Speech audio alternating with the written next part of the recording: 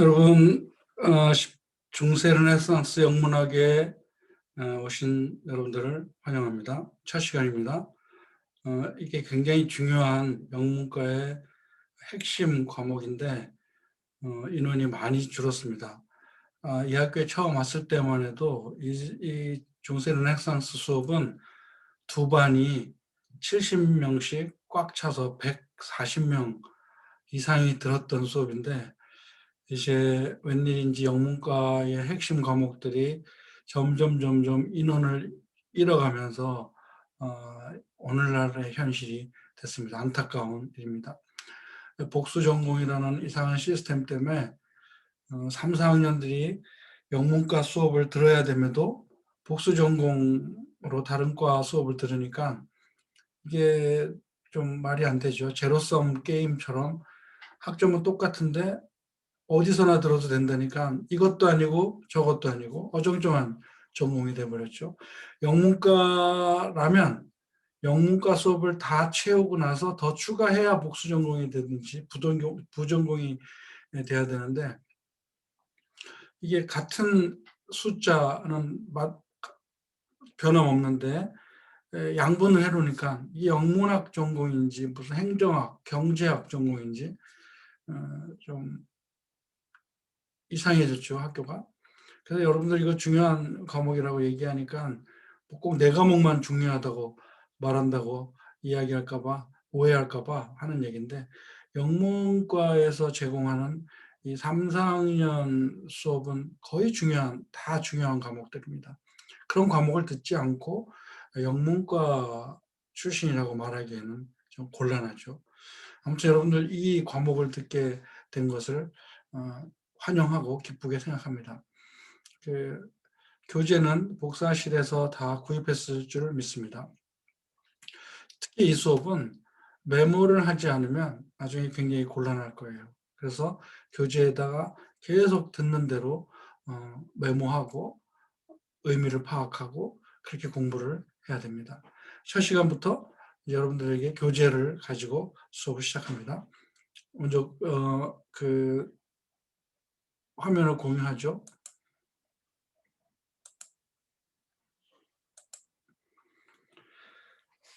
이 교재 처음 나오는 부분은 바로 Introduction to 17th Century English Poetry. 중세 르네상스 수업이지만 그 중에서 집중적으로 선택과 집중을 해갖고 17세기 시를 가지고 수업을 이끌어 나갈 겁니다. 그리고 17세기 시는 영문학사에서도 굉장히 전환점이 되는 중요한 시대입니다. 셰익스피어가 이 시대에 좀 여기보다 이르지만 셰익스피어가 1500년도 후반부터 1600년도까지 드라마를 영국에서 번성하게 만들었다면, 그 시점부터 이제 메타피지컬 포이트리라고 하는 형이상학파 시가 등장합니다. 그것은 어떤 특별한 학파라 그래갖고 누가 결성된 무브먼트, 운동이라든지 아니면 무슨 스쿨, 학파라든지 이런 개념이 아니고, 그 시대 사람들이 시를 썼는데 보니까 공통점이 있는 거야. 그걸 후대 사람이, 그 바로 다음 시대 사람들이 규정을 한 거예요. 메타피지컬 시라고, 형이상학파 시라고. 그러니까 사실 이 그룹에 속한 시인들은 자기네들이 형이상학파 시라는 것을 모르는 거죠. 그 뒤에 사람들이 붙인 이름이니까 사실 조롱하려고. 이 시대가 왜 중요하냐면 어떤 사상과 감정이 융합되는 시대라고 해갖고, 이 시대가 바로 현대시로 넘어갑니다. 그러니까 현대시가 바로 이 17세기 시를 모방하고 17세기 시와 같은 그런 특징들을 갖게 됩니다. 그래서 유명한 T.S. 엘리어트의 논문에 의해서 그렇기도 하고, 또 비평가들이 존단이라는 시인을 새롭게 부활시킴으로써 현대시와 연결되는 굉장히 중요한 계기가 됩니다. 그래서 이 형이상학파 시가 현대시하고 연결된다고 생각할 때에 영문학의 그 초기와 지금 현대와 연결되는 아주 굉장히 중요한 작품들이 되는 겁니다. 그 사이에 뭐 18세기 신고전주의가 있고, 그 다음에 낭만주의가 있고, 뭐 빅토리아 시대가 있고, 그 다음에 좀 현대로 넘어오는데, 사실 18세기 시는 한국 사람들 중에서 공부하지 않는 사람들이 많아요. 낭만주의는 많고, 그 다음에 이제 뭐 현대시로 넘어갑니다.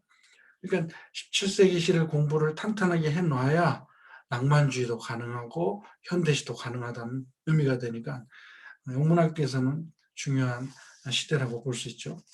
그러면 그 17세기 시에 대한 어떤 특징이 뭔지 그 서론부터 이야기하려고 합니다. 한번 본문을 읽도록 하죠. 메타피지컬한 포이츠라는 말, 이 메타피지컬 포이츠, 형이상학파 시인들이라는 말은 어떤 그룹을 이름 지으려고 지어진 용어입니다. Certain 17th century poets, usually Donne, Marvell, Bohun, and Trajan, though other figures like Abraham Cowley are sometimes included in the list.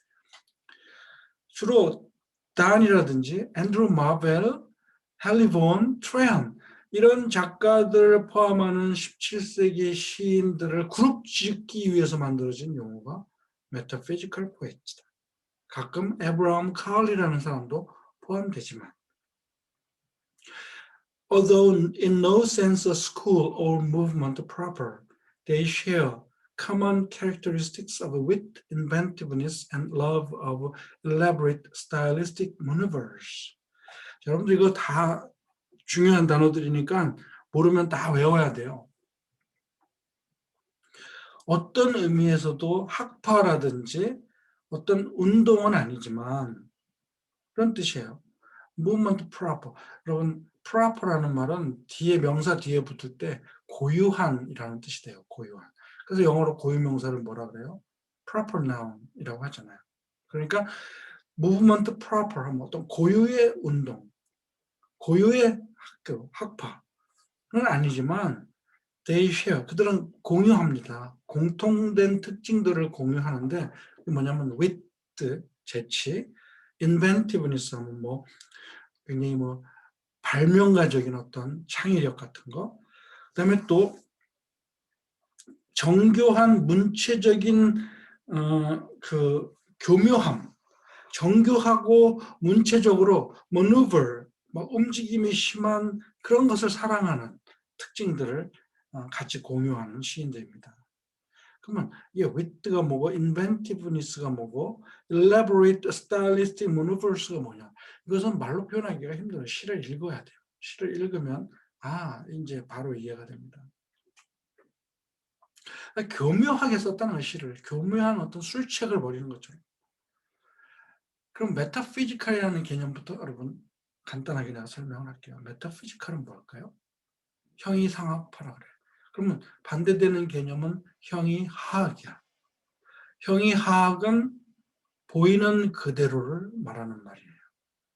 우리가 사람을 생각할 때 보이는 게 뭐예요? 우리의 육체죠. 얼굴부터 우리의 몸, 우리의 행동, 우리가 눈으로 볼 수 있는 것을 형이하학이라고 그래요. 피지컬하다고 말하죠. 피지컬, 육체적이다, 물리적이다, 물질적이다. 그런데 내가 생각하는 것, 내가 뭐 마음속에 품고 있는 어떤 창의력, 이런 것은 보이지가 않아요. 그런데 내가 움직이는 피지컬한 움직임은 뭐에 지배를 받냐면 머릿속에 있는 나의 보이지 않는 생각의 지배를 받는 거야. 그런 것을 메타피지컬, 피지컬한 것을 움직이게 하는 거야. 메타피지컬. 컴퓨터로 따지면 간단하죠.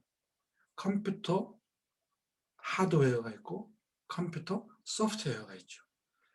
바로 컴퓨터 하드웨어가 피지컬한 거고 컴퓨터 속을 돌아가게 하는 것이 메타피지컬한 거예요. 소프트웨어가. 그러면 왜 시에다가 이런 것을 썼을까? 자, 시도 어떤 사상을 보여주는 문학 작품이라면 그 사상을 보여주는 과정에서 이 시대의 시인들은 철학적인 거, 이성적인 거, 아주 굉장히 정신적인 것, 이런 것을 끄집어내 갖고 어떤 현상을 설명하는 거예요. 예를 들어서 사랑이라 그러면 우리는 그 전까지만 해도 뭐 육체적인 사랑, 피부가 스킨십을 해야 되고, 그죠? 뭐 남녀가 만나야 되고, 이런 식의 어떤 물질적이고 물리적인 개념을 가지고 사랑을 설명했는데, 시를 쓰고 했는데, 이 시대 사람들은 그냥 과학적인 걸 비유하면서 철학적인 것을 가지고 끄집어 놓고 사랑을 설명하는 거야. 그러니까 굉장히 어렵고 복잡하죠. 그런데 사랑이 정신적인 것으로부터 출발하여 이렇게 설명이 가능하구나. 도저히 비교할 수 없는 것끼리 비교를 해. 수학적이고 그 시대 과학적이고 천문학적인 걸 갖다가 사랑에다 갖다 놓어. 그러니까 그 시대 사람들이 보기에는 이거 시도 아닌 거야. 어떻게 이런 사랑의 시에다가 이런 회개망측한 얘기를 써? 라고 생각해서 무시를 당했어요. 이 메타피지컬이라고 말한 사람도 무시하느라고 한 말이야. 그러면 이렇게 시가 형성되는 과정에서 인간의 그 사상적인 것, 철학적인 것을 동원해 갖고 썼다고 해 갖고 메타피지컬이라고 붙였다고 생각하면 됩니다. 자, 메타피지컬 그래서 concerns, 메타피지컬 형이상학적인 관심사는 뭐냐면 common subject of their poetry. 바로 그들이 시의 보통 주제로 삼는 것이 메타피지컬한 관심사였다.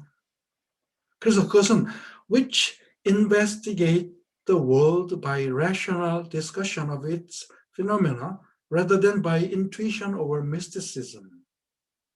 자, 세상을 조사하고 연구하는데 시인들은 세상을 investigate 하는 사람들이에요. 어떤 현상을 보고 저걸 어떻게 표현할까? 그죠?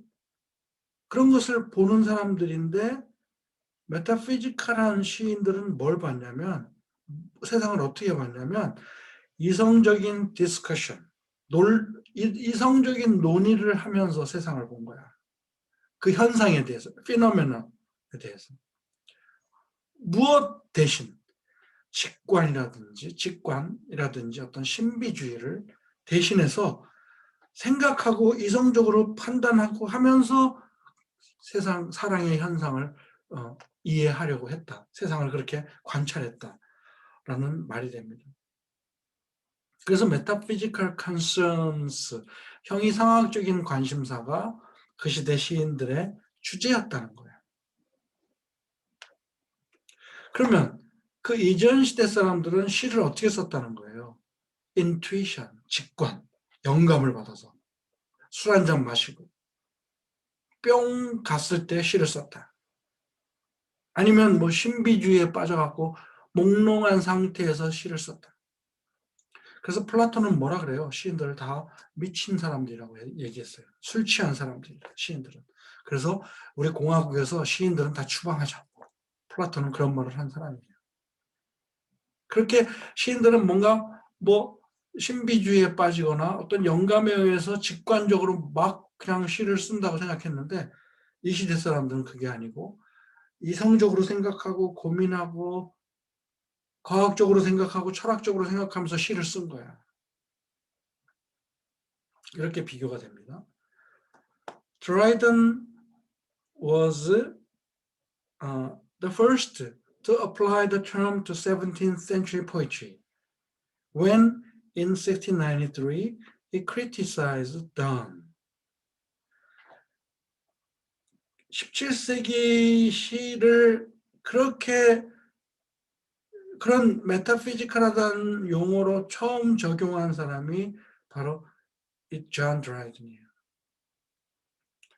이 사람이 언제? 1693년. 1693년이니까 그 잔단, 우리가 처음 읽으려고 하는 잔단 시대에 겹치는 사람이에요. 겹치는 사람.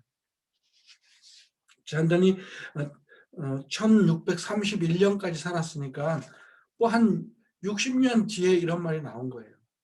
이 드라이든이 하는 말이 뭐라고 잔단을 비판했냐면 그는, 그래서 단이죠, 단. 메타피직스를 건드린다. 즐겨 쓴다. affect 하면 즐겨 쓰다는 뜻이 있어요. affect에. 형이상학적인 철학적인 것을 즐겨 쓴다. 어디에서? 그의 사랑의 시에서, amorous verse에서. 근데 그 amorous verse에서는 어떤 일이 벌어져야 하는데 형이상학적인 것을 쓰느냐? 이 사람의 생각은 이제 좌단하고 다른 거죠. Where nature only should reign. 자연이라는 것이 지배해야만 되는 사랑의 어떤 분야, 사랑의 시에서 메타피직을 사용한다. 그러면서 perplexes the minds of the fair sex. fair sex는 여자를 말합니다.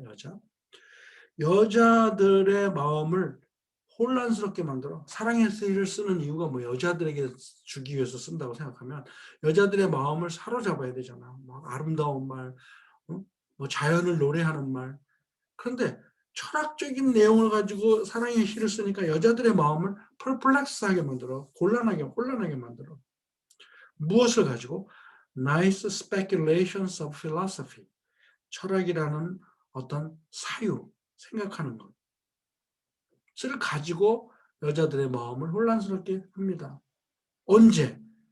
When he should engage their hearts. 그들의 마음을 사로잡아야 될 때, 여자들의 마음을 사로잡아야 할 때임에도 한다는 말이 철학을 말하고 과학을 말하고 그런 사상적인 사유를 가지고 여성을 곤란하게 만듭니다. 그래서 무시하는 말이죠, 메타피직은.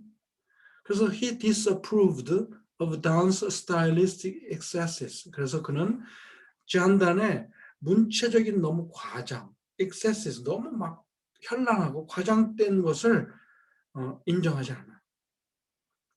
특히 뭘 인정하지 않느냐면 그의 extravagant conceit. 여러분, 이 conceit라는 말만 알아도 여러분 오늘은 성공한 거야. conceit라고 하면 우리말로 기상이라고 그래, 기상.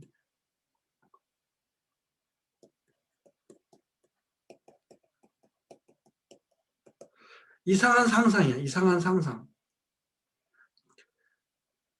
그러니까 이거는 일종의 컴패리즌인데 비유할 수 없는 것끼리 비유하는 거야. 억지로 비유를 하는 거야. 두 개를. 그런 것을 conceit라고 말해요. metaphysical conceit라고 해요. 형이상학적 기상.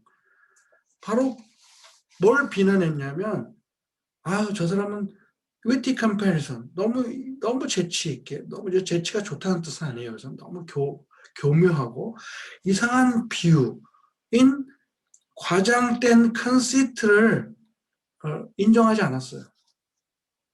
근데 지금은 잔단에 바로 그 점을 우리가 찬양하거든요. 그 다음에 또 뭘 인정하지 않았냐면 그의 tendency, 어떤 경향? hyperbolic abstractions. 너무 과장된 추상적인 것을 너무 과장하는 식의 경향이 심해.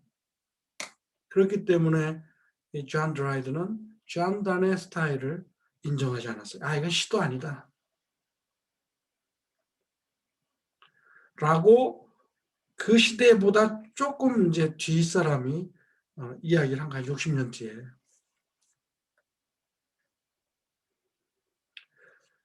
근데 이제 그 시대 또 다른 인물이 나와요.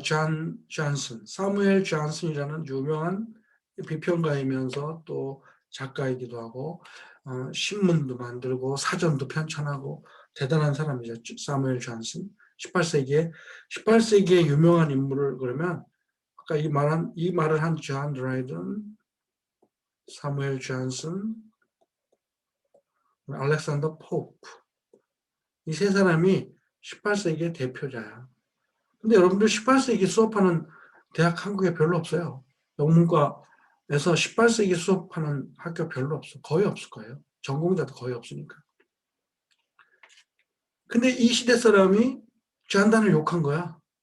지금 우리는 잔단을 공부하는데. 이게 이 사람들의 비판은 틀렸다는 말이죠. 틀린 거예요. 왜냐하면 현대 부활하기 때문에. 지금 18세기 시는 읽지도 않아요. 내가 미국 대학에서 18세기 수업을 필수 과목이니까 들을 수밖에 없는데 필수 과목, 필수 시대임에도 불구하고 4명이 들었어요. 4명이. 미국 애들도 별로 안 듣는 수업이야. 18세기 수업. 근데 그 18세기 시인이 이렇게 말한 거야. 아, 존단 스타일 별로다. 여자들의 마음을 혼란스럽게 하고 너무 이상한 비유를 하고 과장을 하고. 근데 사무엘 존슨은 또 이제 한 수 거들죠. consolidated the argument. the argument라고 하면 여기서 말하는 거는 드라이든이 말한 것을 말해요. 존 드라이든이 17세기 시인들은 너무 이상했다라고 한 그 사람의 주장을 사무엘 존슨이 아주 도장을 찍어. consolidated, 확정을 시켜. 맞다. 어디에서? The Lives of the Poets. 유명한 이 사람의 비평책이거든요. 유명한 시인들을 쭉 이 사람이 설명하고 비판하고 뭐 칭찬도 하고 이런 작품인데 거기서 그 잔단을 욕하는 말을 한 거야. 여기서는 이제 잔단이라기보다 다른 시인들을 말하는 건데 그 작품에서 그는 뭐라고 말했느냐. 아브라함 카울리라는 작가죠. 시인을 말하면서 about the beginning of the 17th century 17세기가 시작될 때쯤에 appeared, 나타났습니다. A race of writers, 일군의 작가들이 나타났습니다. That may be termed the metaphysical poets. 형이상학적 시인들이라고 명명될 수 있는 일군의 작가들이 등장했습니다. 그리고는 그는 계속 설명합니다. He went on to describe, 뭘 표현하는 far-fetched nature of their comparisons. far-fetched가 뭐냐면 억지로 멀리 잡아당겼다는 뜻이에요. 고무줄 있죠? 고무줄을 가만 놔두면 이렇게 쪼그라들잖아. 근데 고무줄을 쫙 당기면 어떻게 돼요? 늘어나잖아. 근데 늘어날 정도 이상 늘어나면 어떻게 돼요? 끊어지잖아. 그렇게 늘어뜨리는 것을 far-fetched라고 해요. 억지로 억지로 만든 이라는 뜻이에요. 억지로 끌어당긴 어떤 성격, 그들의 비유. 시인들에게는 비유가 생명이거든요. 비유가 생명이야. 연탄재 발로 차지 마라. 뜨거운 연탄재 발로 차지 마라. 연탄재 발로 차지 마라. 너는 연탄만큼 뜨거워 본 적 있느냐? 굉장히 유명한 비유잖아요. 야, 어떻게 저렇게 연탄재를 갖다가 표현할 수 있을까? 시인들은 그런 새로운 메타포를 창조해내는 사람이야. 그러니까 그들이 비유를 할 때 어떻게 비유하느냐가 그 시를 죽이고 살리는데 쟈안다는 너무 억지로 비유했다는 거 끌어당겨갖고 그래서 a kind of discordia concourse. discordia concourse 하면 그 다음에 나오는 말이에요. 이게 라틴어인데 비슷하지 않은 이미지를 비유하는 거야. 도저히 비유할 수 없는 것끼리 비유해. 이런 것을 갖다가 표현하면서 또 discovery of occult resemblance in things apparently alike. 분명히 다른 사물에서 이상한 비슷한 점을 발견하는 이상한 짓들을 한다 이런 얘기죠. 나쁜 말이니까. occult 하면 신비스러운 어떤 그 유사점을 발견해내는 거야. 여러분들 이거 보세요. 이제 우리가 배울 시야. 이게 뭐야? 이게 컴퍼스라고 생각합시다. 컴퍼스. 컴퍼스의 두 다리는 이건 수학이나 뭐 과학에서 쓰는 도구잖아요. 근데 존단은 이것을 사람한테 비유하는 거야. 고정된 발은 와이프, 원을 그리는 발은 허즈번드. 그래서 아내가 집을 지키고 있고 남편은 밖을 도는 거야. 이렇게 우리의 사랑은 멀리 떨어질수록 더 큰 원을 그린다. 당신은 고정된 발이고 나는 돌아다니는 발입니다. 컴퍼스의 두 다리. 이런 비유. 이런 게 바로 도저히 사랑과 비유할 수 없는 과학적 도구를 갖다가 가지고 거기서 신비한 유사점을 발견하는 것. 욕하려고 쓴 말이에요. 좋다는 말이 아니고. 근데 이게 이제 지금에 이르러서는 대단한 비유가 된 거죠. 그 시대까지는 그렇게 보였지만 이런 얘기를 하면서 형이상학과 시인들을 비난했다는 얘기죠. 그런 examples of practice Johnson condemned. 존슨이 비난했던 그런 형이상학파 시인들이 행했던 예를 말하면 어떤 게 있느냐? Extended comparison of love with astrology. 존단이 사랑을 천문학하고 비유했어. 별자리, 별에 대한 움직임과 사랑을 비유해. 이 천문학은 옛날에는 과학이었거든요. 그 시대 과학. astrology. 점성술 같은 걸 말하죠. 그런 것을 사랑과 비유해. 또 The soul with a drop of dew. 우리가 읽을 거예요. 앤드루 마베이라는 시인이 쓴 이슬방울이라는 시는 인간의 영혼을 이슬방울과 비유를 해. 이런 식의 예를 들면서 존슨은 형이상학파 시인들을 비난하고 저건 시도 아니다 라고 말을 했다는 얘기입니다. 자, 우리 나는 길지 않게 이렇게 짧게 이것도 26분도 많아요. 근데 더 짧게 할 거예요 앞으로. 짧게 하면서 끊어서 여러분 올릴 거야. 여러분들 이거를 올릴 때 여러분 다 읽어야 다 봐야 출석이 인정돼요. 내가 20분짜리 올렸는데 10분만 읽으면 인정이 안 돼. 다 알죠? 그래서 그 시대에 그 시간 동안 반드시 읽어야 출석이 인정되지만 이것은 또 내가 퍼블릭하게 공개를 합니다. 유튜브로. 그래서 언제든지 가서 더 공부하려면 읽어도 됩니다. 자, 이제 첫 시간 이렇게 마치고 다음 시간으로 이어지겠습니다.